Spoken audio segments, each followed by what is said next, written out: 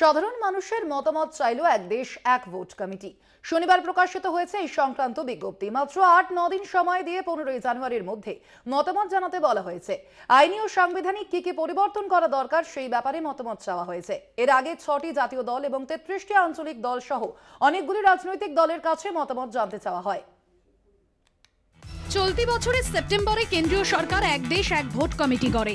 কমিটির প্রধান হলেন প্রাক্তন রাষ্ট্রপতি রামনাথ কোবিন্দ।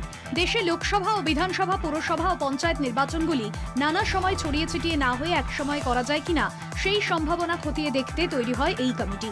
আর মাত্র 2 মাস বাদেই শুরু হবে লোকসভা নির্বাচন। এমন সময় তাড়াহুড়ো করে এই বিশাল মাপের সংস্কারের উদ্যোগ কেন, তা নিয়ে উঠছে প্রশ্ন।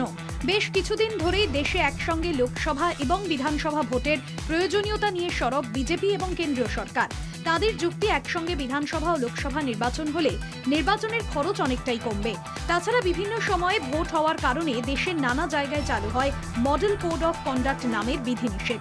এতে থমকে থাকে উন্নয়নমূলক কাজও। এসব যুক্তিতেই হিন্দুত্ববাদী শিবির এক দেশ এক ভোটের পক্ষে সওয়াল করছে। এই প্রস্তাবের সমালোচকরা অবশ্য নানা সমস্যার কথা তুলে ধরছেন। তারা বলছেন 1952-1957 সালে একসঙ্গেই ভোট হয়েছিল। এরপরেই নানা রাজ্যে 5 বছর সরকার চালানো যায়নি বলে হয়েছে মধ্যবর্তী নির্বাচন। আবার কেন্দ্রেও এই ধরনের ঘটনা বারবার হচ্ছে। মাত্র 1.5-2 বছর তফাতে লোকসভা নির্বাচনও হয়েছে। সরকারি দল গরিষ্ঠতা হারালে কে সরকার চালাবে? প্রশ্ন তুলছেন এক দেশ এক ভোট প্রস্তাবের বিরোধীরা। কলকাতা টিভি।